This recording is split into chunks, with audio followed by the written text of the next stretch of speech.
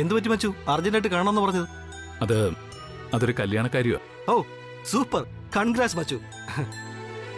അപ്പൊ മച്ചു സംഗതി അമ്മയോട് പറഞ്ഞു അല്ലേ? മിടുക്കൻ. കല്യാണി ഇഷ്ടമാണെന്ന് പറഞ്ഞപ്പോ അമ്മ എതിർപ്പൊന്നും പറഞ്ഞു കാണില്ല അല്ലേ? എങ്ങനെയുണ്ട് ഇപ്പൊ ഞാൻ പറഞ്ഞൊക്കെ സത്യമായല്ലോ അല്ലേ? അതാണ് ഈ ശബരിയുടെ പ്രഡിക്ഷൻ, മനസ്സിലായ?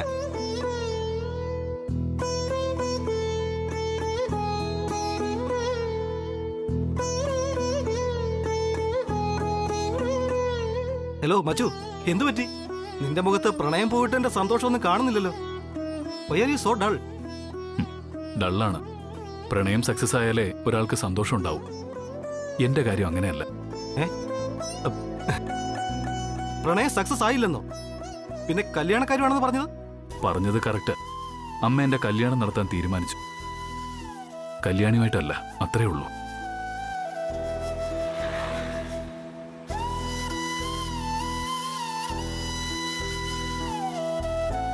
എടാ മച്ചു, നീ പറയുന്നൊന്നും എനിക്ക് മനസ്സിലാവുന്നില്ല. അമ്മ നിന്റെ കല്യാണം നടത്താൻ തീരുമാനിച്ചിരിക്കുന്നത് മറ്റൊരു പെണ്ണുമായിട്ടാണെന്നോ? എന്നുവെച്ചാ? അല്ല, നീ കല്യാണിയോടുള്ള ഇഷ്ടം അമ്മയോട് പറഞ്ഞോ ഇല്ലേ? ആദ്യം അത് പറ. അത് കല്യാണി ഇഷ്ടമാണെന്ന് പറയാൻ ഞാൻ ശ്രമിച്ചതാ. പക്ഷേ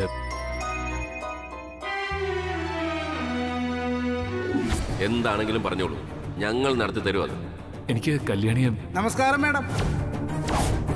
മേഡം ആഗ്രഹിക്കുന്ന പോലെ തൃച്ചംബരത്തിന്റെ പാരമ്പര്യത്തിനും പ്രൗഢിക്ക് യോജിച്ച പെൺകുട്ടികളുടെ ഫോട്ടോസാണ് ഇതിനകത്ത് മുഴുവൻ. ഇതിനകത്തുള്ള എല്ലാം നോക്കിയിട്ട് ഏത് പെണ്ണിനെയാണ് ഇഷ്ടപ്പെട്ടതെന്ന് അറിയിച്ചാൽ മതി. അപ്പൊ സംഗതി ഓക്കെയാണ്. കുട്ടിയെ സെലക്ട് ചെയ്യാൻ നിനക്ക് 2 ദിവസം പോരെ? വേറെ പ്രശ്നങ്ങളൊന്നുമില്ലല്ലോ?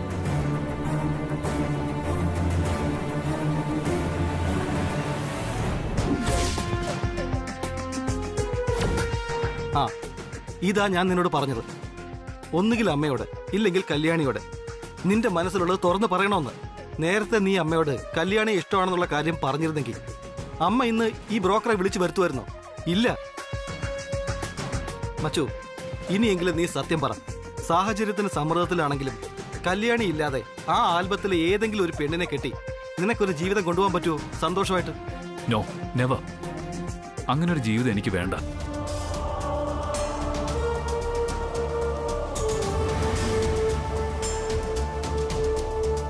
ശരിയാ, എനിക്ക് അമ്മയെ ധിക്കരിക്കാനാവില്ല. പക്ഷേ അതുപോലെ തന്നെ കല്യാണിയെ നഷ്ടപ്പെടുത്താനും ഞാൻ തയ്യാറില്ലെന്ന് നീ മനസ്സിലാക്കണം. ഒരു ഭാഗത്ത് അമ്മയുടെ അളവറ്റ വാത്സല്യം, മറുഭാഗത്ത് കല്യാണിയുമായിട്ടുള്ള അഗാധമായ പ്രണയം. ഞാനാകെ കൺഫ്യൂസ്ഡ് ആണ് Shabari. And I am also tired. മച്ചു, നിന്റെ അവസ്ഥയ്ക്ക് എനിക്ക് മനസ്സിലാവുന്നുണ്ട്. പക്ഷെ രണ്ടുപേരും തൃപ്തിപ്പെടുത്തി കാര്യങ്ങൾ ചെയ്യാൻ ഇപ്പൊ നിനക്ക് കഴിയില്ല എന്നുള്ളതാണ് റിയാലിറ്റി. അതുകൊണ്ട് ആരെങ്കിലും ഒരാളെ തൽക്കാലമെങ്കിലും വിട്ടുകളഞ്ഞാൽ മതിയാവും. കല്യാണിയെ വിട്ടുകളഞ്ഞാൽ പിന്നെ ഒരിക്കലും നിന്റെ ജീവിതത്തിലേക്ക് തിരിച്ചു വിളിക്കാൻ പറ്റിയെന്ന് വരില്ല. എന്നാൽ അമ്മ എങ്ങനെയല്ല, രക്തബന്ധവ. എത്ര തിളച്ചാലും മറിഞ്ഞാലും നിന്നോടൊപ്പം എപ്പോഴും കാണും. അതുകൊണ്ട് ആദ്യം നീ കല്യാണിയോട് നിന്റെ പ്രണയം അറിയിക്കും. അവളുടെ സമ്മതം വാങ്ങിയിട്ട് ബാക്കി കാര്യങ്ങളൊക്കെ നമുക്ക് ആലോചിക്കാം. അതാണ് എൻ്റെ ശക്തമായ അഭിപ്രായം.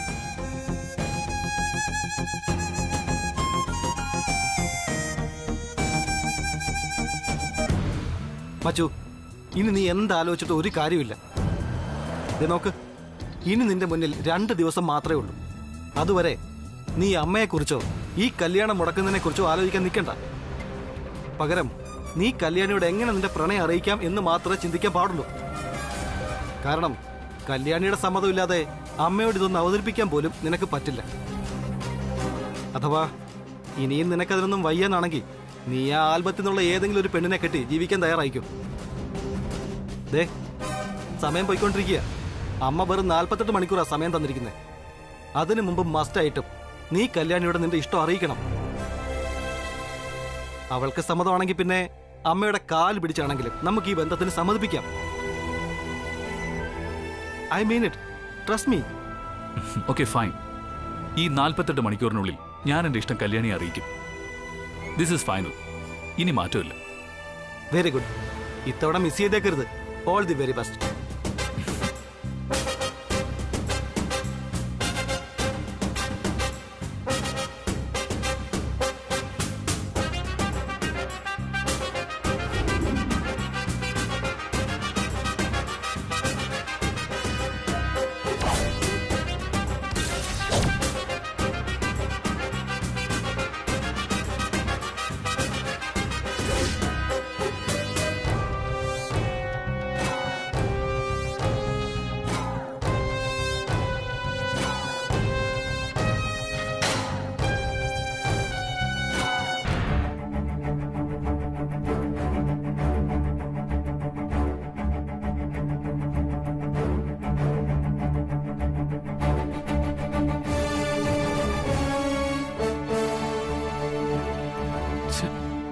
വരാനുള്ള സമയമായിട്ടും കാണുന്നില്ലല്ലോ.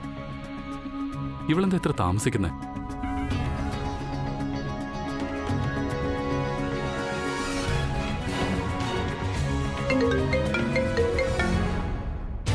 ഹലോ, ആ പറയ്. ഏയ് നോ നോ നോ, താൻ ഓഫീസിലേക്ക് വരണ്ട. ഞാൻ കുറച്ച് ദിവസത്തേക്ക് ലീവാ. ഒരു കാര്യം ചെയ്യുക, ഞാൻ ഒരാളുടെ ഫോൺ നമ്പർ വാട്സപ്പ് ചെയ്യാം. ആ നമ്പർ വിളിച്ചിട്ട് ഞാൻ പറയുന്ന പോലെ ഡീൽ ചെയ്താൽ മതി. ഓക്കെ.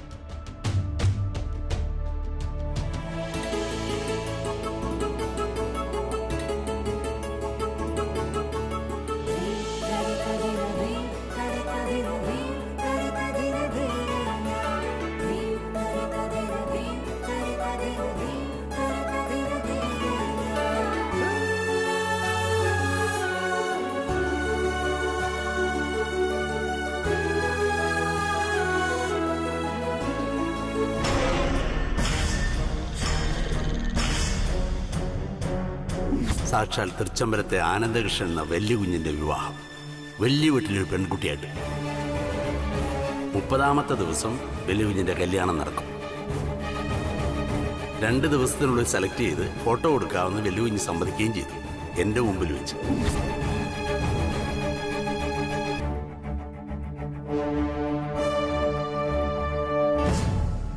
കല്യാണി, ശരി ശരി, തിരിച്ചു വിളിച്ചിട്ട് എന്ത് സംഭവിച്ചു എന്ന് പറഞ്ഞാൽ മതി.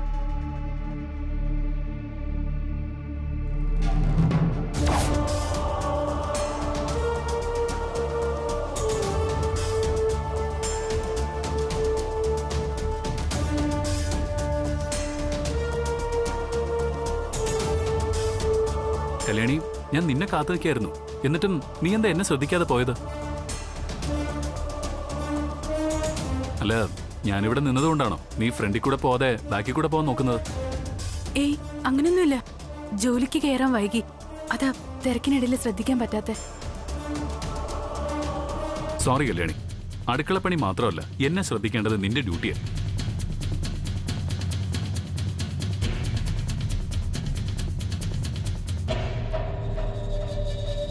അവിടെ എന്താ രാവിലെ ഒരു സ്വകാര്യം പറച്ചില്? നേരം വെളുക്കും മുമ്പ് ഇവനും ഇവക്കും ഒന്നും ഒരു പണിയും ഇല്ലേ?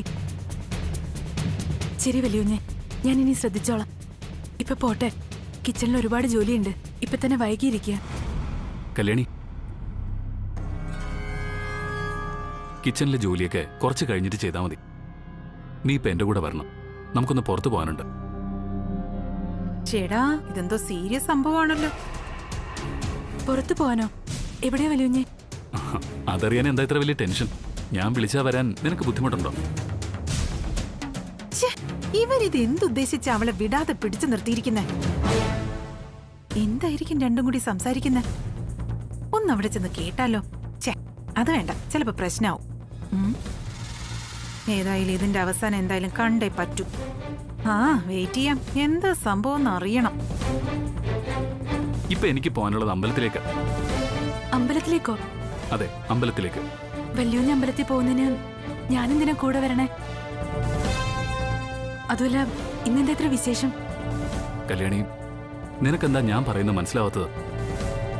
എനിക്ക് കാരണമില്ലാതെ ഉള്ളിൽ എന്തോ ഒരു ടെൻഷൻ വരുമ്പോ ദേവിയോട് പ്രാർത്ഥിച്ചാൽ മാറുമെന്ന് നീയല്ലേ പറഞ്ഞത്?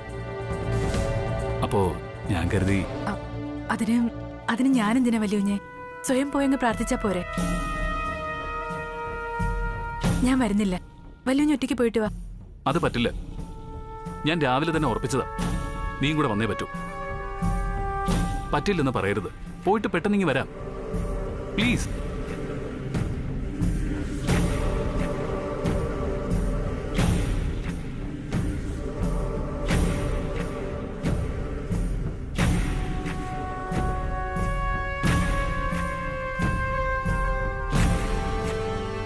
എന്തുപറ്റി കല്യാണി? എന്തിനാ എന്റെ കൂടെ വരാൻ ഇത്ര ആലോചന? നീ ഇതിനു മുമ്പ് ഇങ്ങനെ പെരുമാറിയിട്ടില്ലല്ലോ. അതല്ല വലിയുഞ്ഞെ, ഒരുപാട് ജോലി ഉണ്ടല്ലോ എന്ന് ആലോചിച്ചതാ. ഒരു ജോലിയില്ല, നമ്മളിപ്പോ പോയിട്ട് പെട്ടെന്ന് മടങ്ങി വരുന്നു. കല്യാണി, എതിരൊന്നും പറയരുത്. നീ വരണം, വന്നേ പറ്റൂ.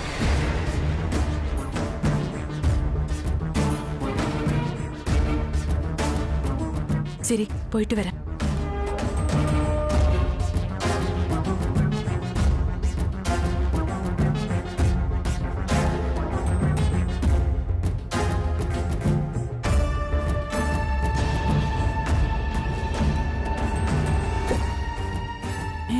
ദൈവമേ,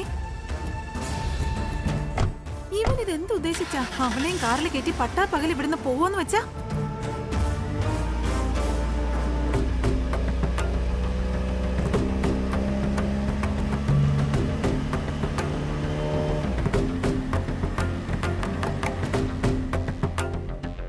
ഇപ്പൊ തന്നെ അഖിലയെ അറിയിച്ചേ പറ്റൂ.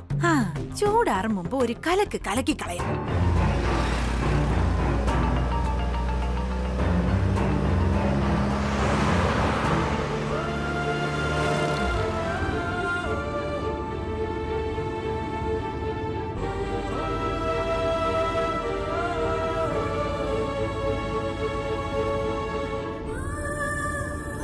എന്തുപറ്റി കല്യാണി? മുഖം വല്ലാതിരിക്കുന്നല്ലോ. ഒട്ടും മനസ്സില്ലാതെയാണല്ലേ എന്നോടൊപ്പം വന്നിരിക്കുന്നത്? ഏയ്, അങ്ങനെയൊന്നുമില്ല വലിയുഞ്ഞെ. നമ്മൾ ഏത് അമ്പലത്തിലേക്കാ പോകുന്നറിയാതെ. കല്യാണി എന്നും പോകാറില്ലാത്തൊരു അമ്പലത്തിലേക്ക്. അതേതാ ഞാനൊന്നും പോകാത്ത അമ്പലം? വലിയുഞ്ഞ അമ്പലത്തിന്റെ പേര് പറയേ. ഏതാ അവിടുത്തെ പ്രതിഷ്ഠ? പേരും പ്രതിഷ്ഠയൊക്കെ നേരിട്ട് പോകുമ്പോ കാണാമല്ലോ. അതിനു മുമ്പ് എനിക്ക് നിന്നോടൊരു കാര്യം പറയാനുണ്ട്. വളരെ പ്രധാനപ്പെട്ടൊരു കാര്യം. പറഞ്ഞോളൂ വലിയുഞ്ഞെ. അത്രയ്ക്ക് പ്രധാനപ്പെട്ട കാര്യമാണെന്ന് തോന്നുന്നല്ലോ. അതെ, the most important thing of my life. അതിങ്ങനെ മനസ്സിലിരുന്ന് വീർപ്പ് മുട്ടിക്കാൻ തുടങ്ങിയിട്ട് കുറച്ച് കാലമായി. ഇപ്പോഴെങ്കിലും പറഞ്ഞില്ലെങ്കിൽ ഒരുപക്ഷെ പിന്നീട് ഒരിക്കലും അത് പറയാൻ പറ്റിയില്ലെങ്കിലോ എന്നൊരു സംശയം. ഇത്രയൊക്കെ പ്രാധാന്യമുണ്ടോ ഈ കാര്യത്തിന്? എന്നാ പറഞ്ഞോളൂ വലിയുഞ്ഞെ, കേക്കാൻ ഞാൻ റെഡിയാ. അത് കല്യാണി, എനിക്ക്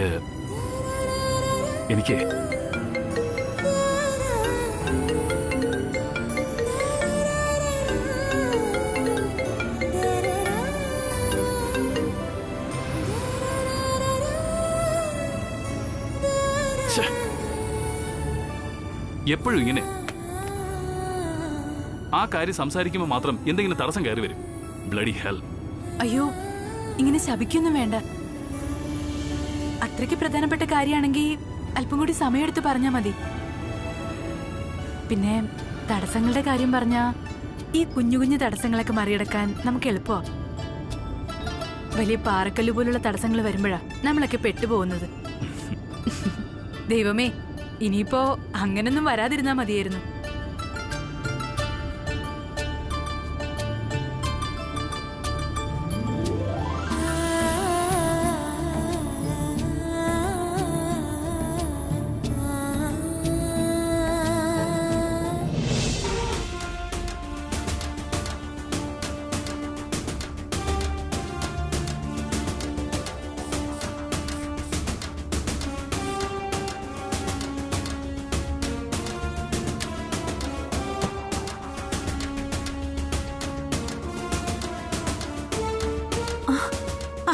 ചേച്ചി ചേച്ചി ചേച്ചി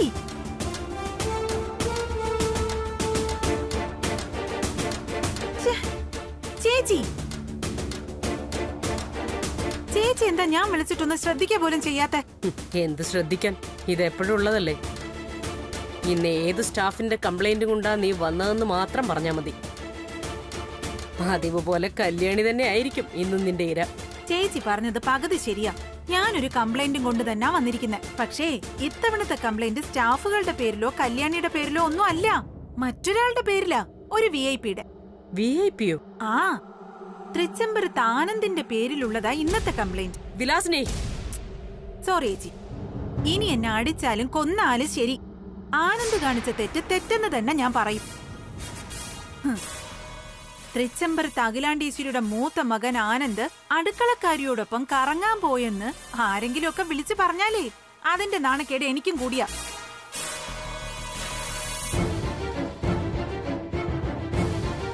കാറിൽ വിളിച്ചുകൊണ്ടുപോയെന്നോ? വിലാസിനെ, നീ എന്തൊക്കെ ഈ പറയുന്നേ? സ്വബോധത്തിലല്ലേ നീ? 100% സ്വബോധത്തിൽ തന്നെയാ. എന്റെ ചേച്ചി, അവര് രണ്ടുപേരും ഗാർഡനിൽ സംസാരിച്ചുകൊണ്ട് നിൽക്കുന്നത് ഞാൻ നേരിട്ട് കണ്ടതാ. കുറച്ചു കഴിഞ്ഞപ്പോ ആനന്ദ് കാറെടുത്തോണ്ട് വരുന്നതും കല്യാണി അതിൽ കയറി എങ്ങോട്ടോ പോകുന്നതും ഞാൻ കണ്ടു. വിലാസിനി, ഇല്ലാ കഥ ഉണ്ടാക്കി പറയാൻ നിന്നാലേ കൊന്നുകളയും നിന്നെ ഞാൻ. ഇല്ല കഥയൊന്നും അല്ല. ഞാൻ പറയുന്നതിൽ എന്തെങ്കിലും സംശയം ഉണ്ടെങ്കിൽ ചേച്ചി തന്നെ ആനന്ദിനോട് ഫോൺ ചെയ്ത് ചോദിക്ക്. അപ്പൊ അറിയാലോ കാര്യം.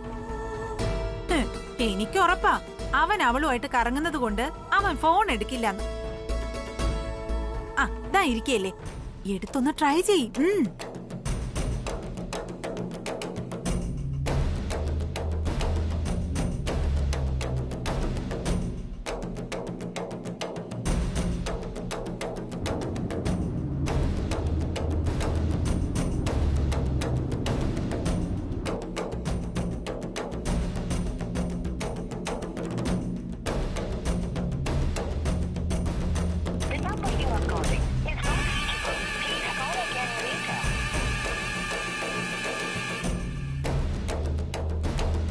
അല്ല എന്ത് പറ്റി ചേച്ചി?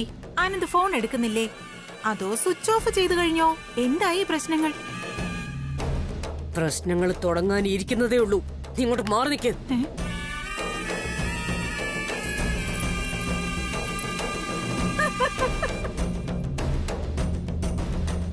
എന്റെ ഈശ്വരാ, ഇന്ന് ഈ വീട്ടിലൊരു ശവം വീഴും. വീണിട്ട് വേണം അതിനെ എടുത്ത് ദഹിപ്പിക്കാൻ. ചേച്ചി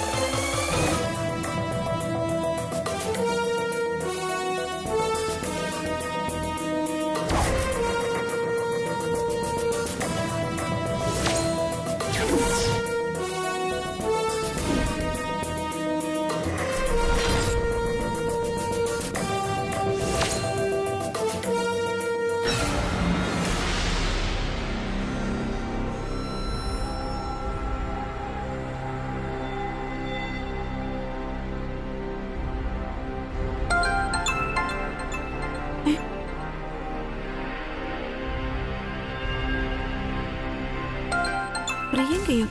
ഇവള് ജയിലിലാണല്ലോ. ജയിലിൽ നിന്ന് ആർക്കെങ്കിലും ഫോൺ വിളിക്കാൻ പറ്റുമോ? ഏതായാലും പുറത്തിറങ്ങി നോക്കിക്കളയാം.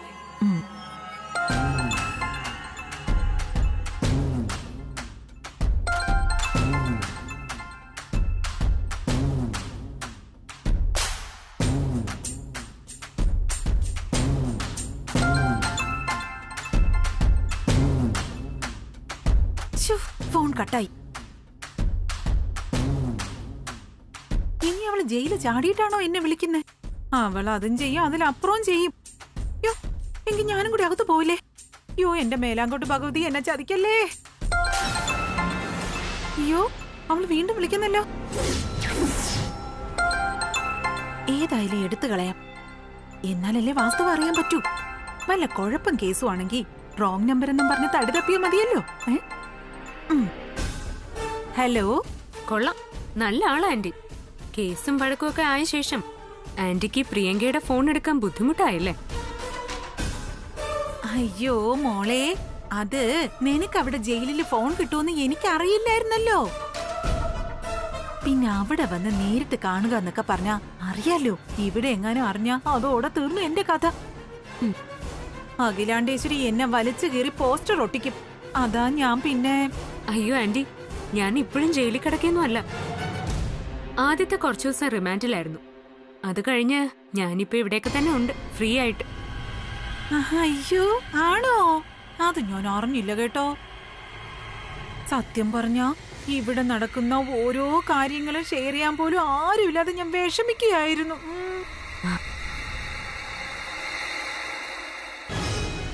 അതെ, ഇവിടെ ഇപ്പൊ ഒരു ചെറിയ വിഷയമുണ്ട്. കൃത്യസമയത്താ നിന്റെ ഫോൺ വന്നത്. ചെറിയ വിഷയം? എന്താ ആന്റി ചെറിയ വിഷയം?